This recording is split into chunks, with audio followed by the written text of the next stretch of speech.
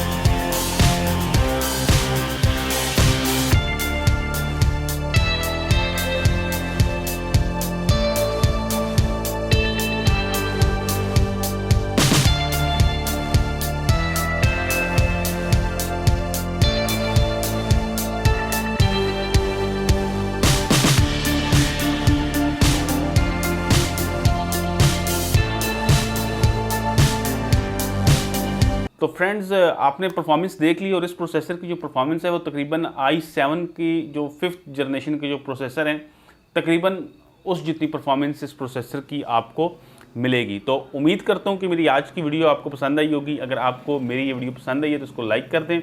अगर आपको टेक्नोलॉजी में इंटरेस्ट है और आप इस तरह की मजीद वीडियोस देखना चाहते हैं तो आप मेरे चैनल IT की टिप्स को सब्सक्राइब कीजिएगा। मेरे वीडियो को अपने दोस्तों के साथ शेयर ज़रूर कीजिएगा। वीडियो देखने का बहुत शुक्रिया। अल्लाह हाफिज़।